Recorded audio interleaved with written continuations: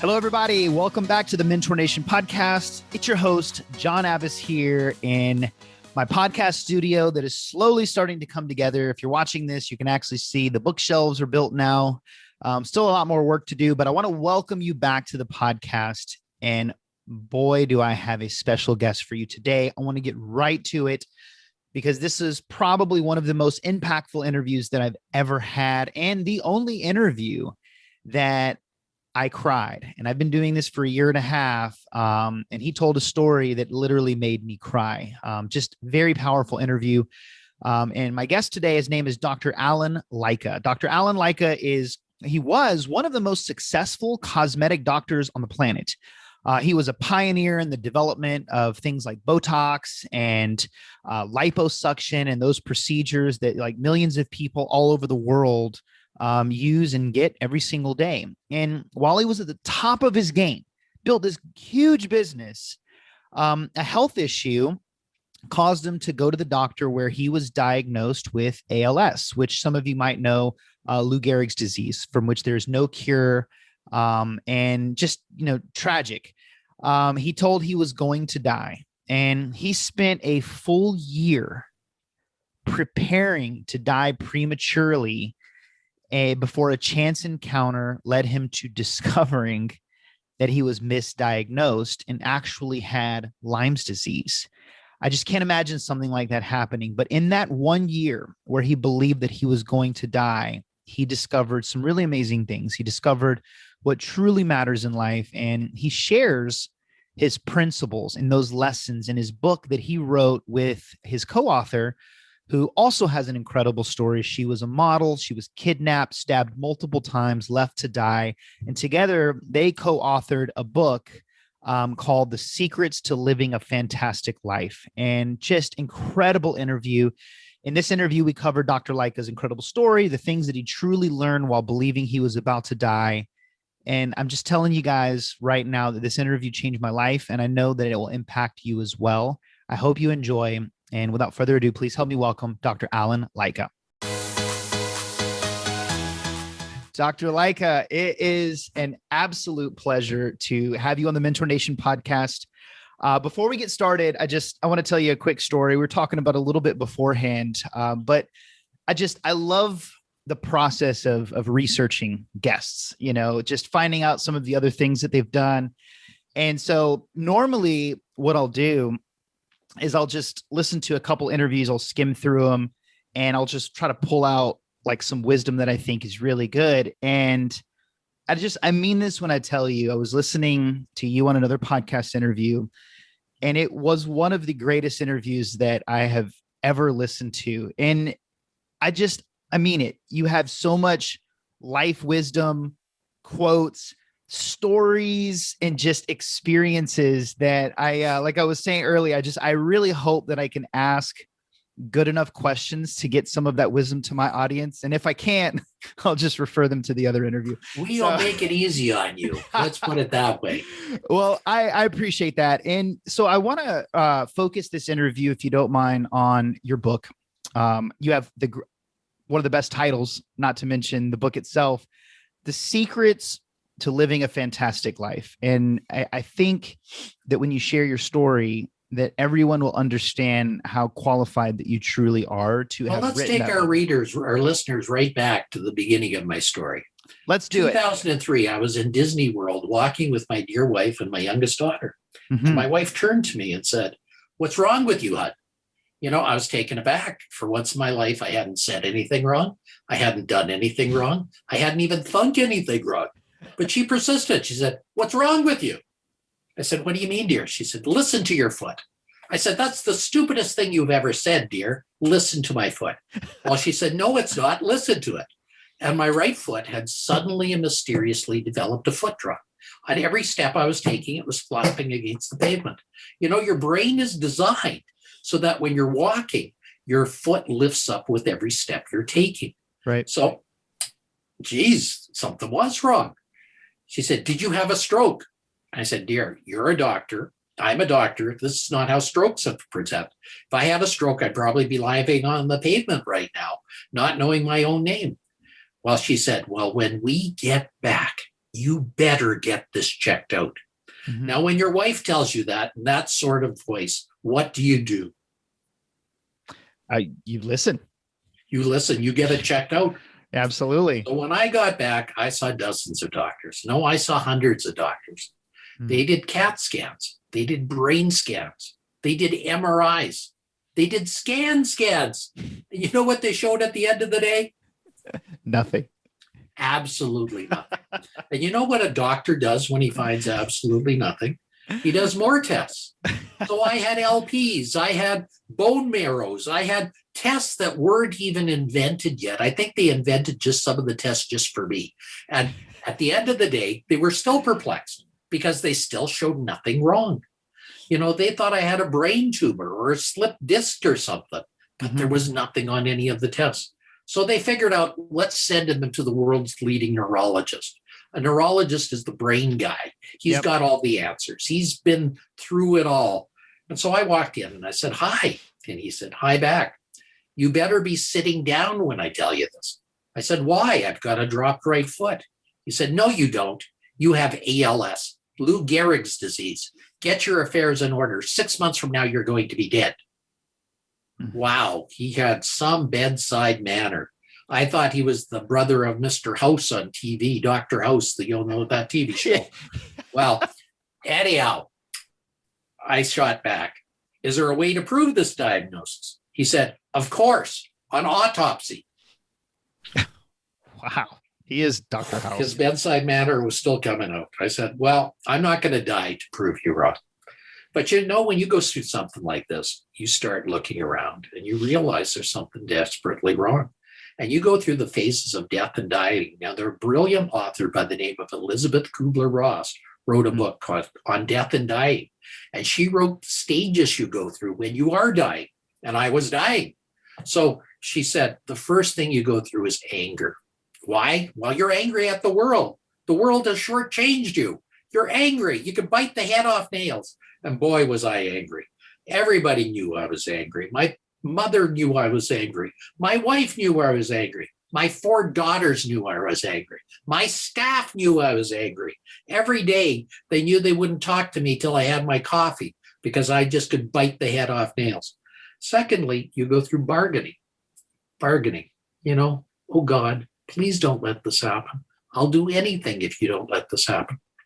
But God wasn't listening. At least I didn't think he was. Then you go through a phase of denial. You know, denial isn't the river that's in Egypt. It's not denial like that. Denial is denying things that got God. And I think we're going through a phase in our world of denial right now. People are denying that COVID exists. People are denying that anything exists. And they're going through anger. I mean, we're having protests every day. They're going through bargaining and they're going through depression. That's the last phase. Have you ever been depressed? Absolutely. It's the worst, isn't it? That's when you lay in bed, staring at the ceiling, wondering if you should get dressed today, wondering if you should do anything, because really it's black. Everything is nasty. Everything is min. You can't sleep. You can't eat. It's just nasty. But, you know, I wasn't going through the last step that Elizabeth Kubler-Ross said, which was acceptance. I wasn't going to accept a diagnosis that I knew was probably wrong. So I asked my wife, what do I have here? She said, dear, I haven't got the faintest idea, but you're smart. You can figure it out. Thanks, dear. I went and saw hundreds of doctors. They couldn't figure it out. Thanks for the breath of the vote of confidence. It's beautiful. And, you know, but back in 2003, something new was invented. You might have heard about it. It's called the internet. You ever hear of that beast? Yeah, it's this small thing that never really took off, I've heard. Yeah, that's because Al Gore invented it, you know, and he never really pushed it or anything. But when the real powers got out there, they took over. They invented Dr. Google. They invented Dr. Yahoo. And we have those now. But back then in 2003, we didn't have those. What we had was dial-on connections. Do you remember dial-on connections? Absolutely. That's when your phone connected with another phone and went, ria, ria. The most obnoxious sound in the world that you never forget once you've heard it. And it attaches to another phone. But back then, you couldn't even communicate with the internet because we didn't have enough power in our system. So you had to learn a language called DOS. Well, I knew computer nerds and they were able to help me out. And the internet is one of the world's best resources, but it's filled with garbage cans, filled with them. And you can't tell the best resources from the garbage cans. Have you noticed that even to this day? Everywhere. Google is scary because you can have like a toothache and you Google it and you're like, oh crap, I have brain cancer. Yeah, that's right. And that's the problem with it. So I was able to find some really brilliant doctors, and I found a doctor in Colorado Springs, Colorado by the name of David Martz. David had a story very similar to mine, except he got worse much more rapidly. He was on his deathbed, and doctors from around the world were coming up to say goodbye to him. And a doctor from Texas came up and he looked at David and he said, David, there's something wrong with this picture. I do not think you have ALS. I don't think you have Lou Gehrig's disease. I think you have something else. David whispered, because that's all he could do at that time. What do I have? The doctor said, I think you have chronic Lyme's disease. I think you've been bitten by a tick, and it mimics ALS. And if I'm right, he said, I can make you rapidly better. David said, what do I have to lose? And, that's when his story changed. The doctor started him on treatment. And like Lazarus, he arose from the dead. Within 2 weeks, he was able to do anything he was before. He was laughing. He was tap dancing. He was back to his usual happy self. Wow. So I knew I had to get in touch with David. So I phoned every hospital in Colorado Springs, Colorado, and I got in touch with him at the Methodist Hospital. See, any doctor can get in touch with any other doctor. All he has to do is phone the hospital, find out which hospital is on staff, and get in touch. Simple. So I got in touch with him and we talked for hours. And he said, Dr. Lycka, can you come down and see me? I said, sure. When would you like me? He said, right now. I said, David, I can't. It's our Thanksgiving weekend. It was in October, and Thanksgiving's a month earlier than you Americans. So I had to, my wife had invited 50 people over. So I said, dear, I'm not going to be home for Thanksgiving. She said, where are you going this time? You always seem to be away. I said, I know I'm always away, but there's a doctor that claims he can help me in Colorado Springs, Colorado. My wife said, let me pack your bags for you. I'll drive you to the airport. I'll get you there. Wow. So I got on a beautiful flight from Edmonton to Denver. Beautiful, 2.5 hours long, straight shot, wonderful flight. Then I got on a flight from Denver to Colorado Springs, a little rinky-jink puddle lumper. Have you ever been on a puddle lumper? I haven't. Well, thank God, because if you did, you might not have lived it. The damn thing about the puddle lumper flight is that at the end of the day, the heat comes off the desert and it causes eddies, which causes turbulence. So the flight will climb 100 feet and then it'll drop 100 feet without notice. Then it'll climb another 100 feet and then it'll drop another 200 feet. Oh, it's like the drop of doom, like at Disneyland, over and over and over again. It's only a 15-minute flight, but you swear you were like a cork in a tidal wave by the time you got off that. You were tossed and turned, you were green, you puked. It was nasty. So at the end of the flight, I crawled off the plane and there was David to meet me on the tarmac. Wow.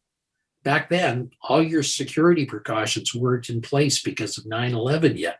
Yep. And he was a well-known doctor. He was visiting a well-known doctor, so no problem. So we talked for hours and David said some magic words. He said, I think history is repeating itself and I think I can make you better. And that's why I'm alive 18 years after the fact that I was supposed to be dead. And that's why I'm thriving. And that's why I wrote a little book called The Secrets to Living a Fantastic Life. Because when you go through all this, you start to look around.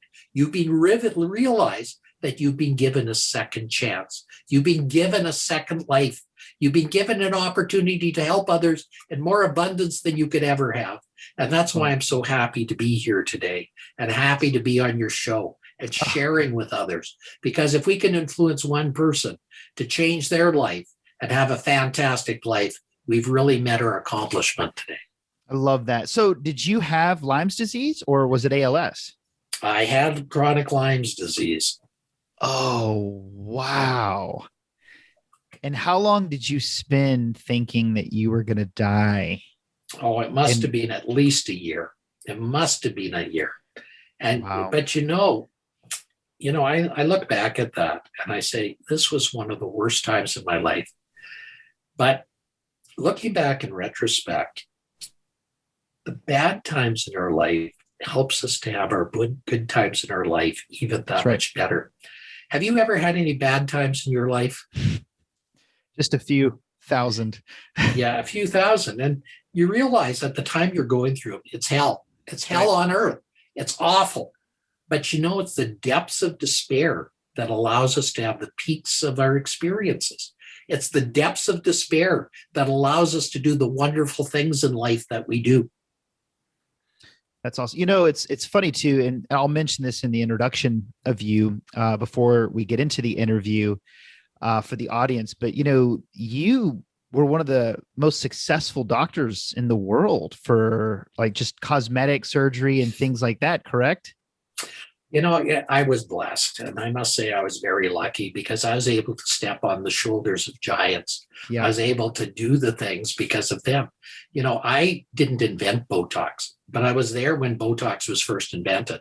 So Wow. there I was stepping on the shoulders of giants that allowed me to become one of the number one doctors in cosmetic surgery.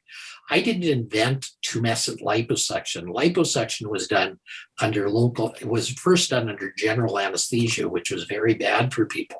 While Newlings was invented by a person by the name of Jeffrey Klein back in the late 1980s. And I learned tumescent liposuction from Jeffrey Klein and Patrick Lillis, and I became one of the top liposuction doctors in the world. By the time I Wow. quit, I had done over 10,000 cases. We own my wife and I own a med spa here in Nashville. Can you believe that? Yes. That's Wonderful. yeah, that's hilarious. So I want to pivot into your book because I'm so excited to get into just some of the pearls. But the first thing I wanted to ask you, the title of your book is The Secrets to Living a Fantastic Life. And I feel like the definition for a fantastic life can change slightly depending on who you talk to. I want to get your definition. When you Sure. wrote that book, what's the definition that you had in your head for a fantastic life? A fantastic life is having a life of extreme abundance. And no matter what type of situation you're in, you can have that life of abundance. And let me use the analogy we use in here. We concentrate on 13 golden pearls in our book. You know what causes a pearl to form an oyster? A pearl to form in an oyster? I feel like I knew this. It was like disturbance or something. Yeah, it's actually fairly simple. A little grain of sand gets inside of the wall of the oyster, and the oyster gets traumatized by it. But rather Hmm. than being harmed, rather than being destroyed by that trauma that's going on, what happens is the oyster walls it off with a wonderful material called luster. Now, golden pearls actually exist, but they only exist in the South Pacific. And a single solitary pearl from a golden oyster pearl, it costs upwards of $10,000. That's how rare they are. Now, the golden pearls I found inside of each and every one of us are even more valuable than that. And they exist in every one of us. We just have to look inside and find them.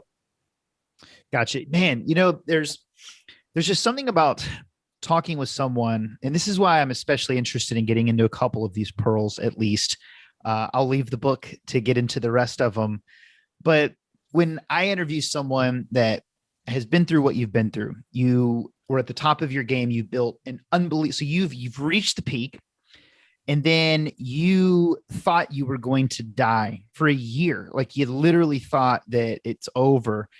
And it's just in that period, because I've never been through something like that. I mean, I've had trauma, I've had depression, but I've never actually thought I'm about to die. And so I can just imagine the lessons there when you get through the other side of it, which, fortunately you have. And so in your book, which golden pearl did you start with I and started why? with the golden pearl of love.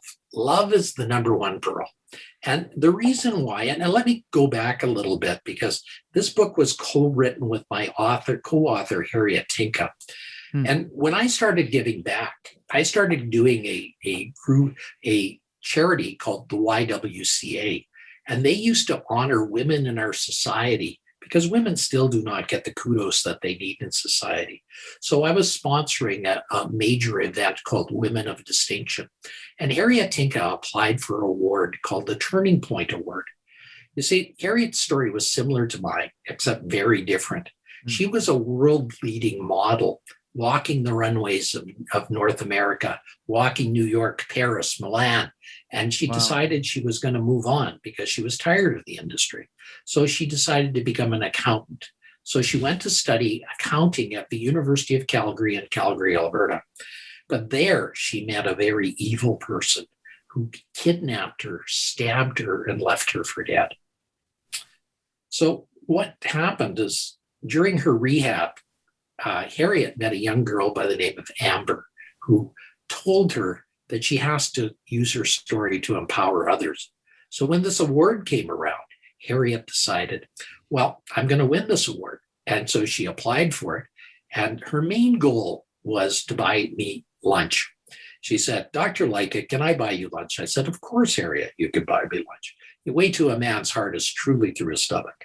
No doubt about it. And she bought me lunch and she said, you know, Dr. Lycka, our stories are so similar. We have to write a book together. So this is the result of our writing this book together. It took 7 years to write it. But when we wrote it, it really came out. And so part of the story is a dialogue between Harriet and I. In each one of this, you become a fly on the wall and you're listening to the story as it develops, because we're developing it in a coffee shop and we're discussing every person. So the pearl of love, let me start with it. First, it starts with a quote. Love, I believe that dreaming is stronger than reality. Desire is more potent than apathy. Hope is more powerful than despair. Joy always triumphs over sorrow. That laughter is the ultimate cure for mankind's foibles. And I believe love is stronger than hate, the greatest gift of all. Wow. So that starts it. And then we go into a little story. Every chapter begins with a story. So I'm going to read you the story that begins the first chapter. The first story is the shoebox. There once was a 3-year-old girl who was extremely happy. She was angelic, red, curly hair. She was always singing and playing. She never walked. She skipped everywhere she went. The world was her oyster. From sunup to sundown, everyone who saw her smile on her face, and she put one on theirs. One day, her father punished the 3-year-old girl for wasting a roll of gold wrapping paper. Money was tight, and he became infuriated when the child tried to decorate an empty shoebox to put under the Christmas tree. Nevertheless, the little girl brought the gift to her father the next day, said, "This is for you, Daddy." The man became embarrassed by his overreaction earlier, but his rage intensified when he confirmed that the package was indeed empty. He yelled at her, "Don't you know that you should put something in a present? It's supposed to be something valuable?" The little girl said, "Silly Dad. I blew some kisses in the shoebox. They were extremely valuable." The father was crushed. He put his arms around the little girl and he begged her for forgiveness. Only a short time later, a tragic accident took the life of the little girl. Her father kept the gold gift wrapped shoebox under his bed for many years. And whenever he became discouraged, he would take out an imaginary kiss and remember the love of the child who put it in there. And when he closed his eyes, he could see the little girl. He could even hear her giggle and feel her on his lap. He actually felt her kisses, and in his mind felt that she was there with him. Many years later, the man died of a broken heart. He went to heaven and met St. Peter at the pearly gates. St. Peter said, "To enter, you must give me something very valuable, or I can't let you in." The old man gave St. Peter the most important thing he's owned, the empty shoebox. St. Peter smiled and said, "Enter, my friend. You have given me the gift of everlasting love, the most valuable gift of all." And inside, he was reunited with his precious little girl. She smiled at him and gave him a real kiss. I missed you, he said. Why, Daddy? I never left you. When I died, God made me into an angel. And when you opened the shoebox to get a kiss, I gave you one. I giggled in your ear and I sat on your lap. I was always with you and I will always be your little girl. Author unknown. Ooh, make me tear up about 5 times in that story. Well, this is something I got to explain to you, my friend. Men are allowed to cry. And that's something that I think we were always told and misled as a boy that we should never cry. But we have to rekindle with that. And there's nothing stronger than a man who kneels down to pick up a little child who's crying. Think about that. Think about that every time. And throughout our every chapter, we have stories like that. And we also have sprinkles of quotes in our book. Reese Witherspoon, for example, shares the quote, "You always gain by giving love." Love is one of the most powerful things because it's one of the few things we get by giving.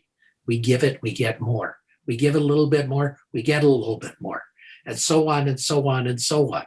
That's how we're going to recreate a new world and make the world a better place.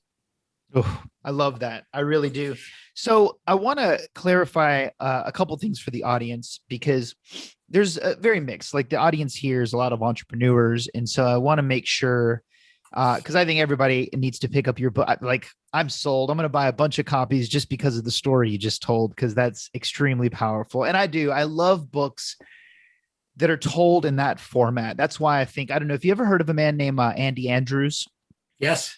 Man, love his books. And it's because of the way that he writes them, just like you, it's just, you learn about history, you learn about something while you're learning about like success and more fulfillment and gratifying. Well, let me share a secret about writing. It's not hard to write. All you have to do is slit your wrists and bleed. I guess because it took 7 years to write your book. So you see, to be a good writer, you have to allow yourself to be vulnerable. You got to allow yourself to be that. And that's another one of our golden pearls on vulnerability. Because really, if you were to run a race today, one of the most important things you must do is become vulnerable. You have to put it all on the line. And if you don't put it all on the line, you won't win that race. So vulnerability is one of the most important things. It's basically uncertainty, risk, and emotional exposure. But that's where all beauty happens. That's where all life happens. You have to be able to be vulnerable to allow this to happen. When you're doing your show, you are vulnerable. Right. You're there, out there, and people can criticize you. What the world are you doing putting on this show, making people cry? Yes, that's what it's about. But that's the beautiful thing. And that's what people have to realize about vulnerability. It's one of the most important things that you can do. Another golden pearl. Especially for the guys listening to this, who like myself struggle with vulnerability big time. It's, and maybe you could speak on that, why it's so hard for like men, especially to just be that, to do that. Well, let me try and explain that. It comes down to when I used to be a child and I was playing football in high school. And we used to be doing through something called the pits. You'd have a running back behind you. You would be the blocking back, and then you'd have to get through 2 or 3 other people that were equally intent on killing you. And you had to protect your running back so he could get through. Yeah. And so you had to wall up your emotions. You had to stop your emotions right then and right there. And why? Because real men don't cry. Real men just get the job done. Real men don't do it. Real men ride on their white horse every day with their golden shield of honor, and they're not allowed to fail. They're not allowed to do it. And if they do fail, they're not going to show it to anybody. They're not going to share it with anybody because that's a slight on their Superman syndrome. All of us are Superman. We all wear our cape, and we all have to be that way. And that's the myth that we've been brought up on, something that I hope we can grow out of as we get older. Absolutely. So as you were like, where did these pearls come? Because they're so good. Is it your life experience and your co-author's life experience? Did you settle on a number? Did they just come to you? Like, First we came up with 20 golden pearls. And okay. then our audience told us, thank you, Dr. Lycka, for the wonderful pearls, but there's too much there. We're drinking from a hydrant, a fire hydrant. Could you cone it down? So we took 13 of our best golden pearls and put it in our first book. And the rest will come out in the second book. Because once we get tired of the first book, we're still going to run with the first book for several more years because we want everybody to get a copy of it. And then once we get the first book tired, then we're going to come up with a second book. But then for each golden pearl, we're going to write 13 books based on the 13 pearls we have in here. And we'll get 100 writers to tell us about what they think about love. And we'll get another 100 writers to tell us what they think about inspiration, our second golden pearl. And then we'll get 100 writers to talk about victory. So we have a whole plan to roll this out as something that everybody will get a chance to really explore in greater depth. It's going to be like a chicken soup for the soul series. I was just about to say that. That was such a great book by Jack Canfield. It's just the stories. I was just, and Jack Canfield wrote the introduction for my book. I did see that on your bio. So Jack. Yes, I know him. In fact, Carrie and I went to Jack's house to help him write our book. And he's the one that helped us put it together in a very simple way. It was a thrill to be at Jack's house, working with Harriet on the book and getting it started. Did he ever expect that book to become the success that it ended up becoming? Jack did not. In fact, it was the biggest failure that ever existed right at the beginning, because really no publisher wanted to take it. He had to take it to over 100, 200 publishers before somebody even touched it. So he learned a lot about selling. And the way it actually sold is he was getting tired, and he put a copy of the book that he self-published in a little gasoline station on the Arizona border. And somebody that was driving through picked it up and said, wow. And finally, he was discovered.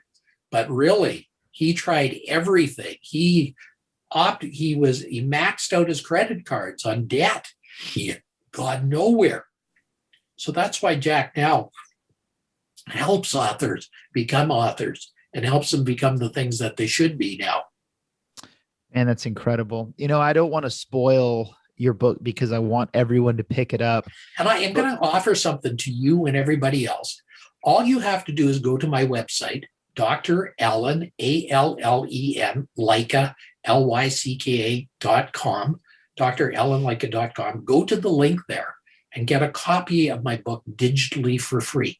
I can't give you the paperback for free, but get the copy for free. And if you want to buy the paperback, a week or so later, you'll get a link and we'll let you buy it. But at least get the digital copy free. Absolutely. Anywhere I can get an autograph copy, special. Certainly. Certainly. I would love that. And so I want to finish up by asking you just one question, just based on the journey, the book's out there, you're adding on to it, the feedback that you've gotten, and just what you know now. What's the main message that you're trying to get across to audiences? I think it's a very simple method. And it was something that was said by Epictetus over 2,000 years ago. Mm-hmm. It's not what happens to you, it's what you do with what happens.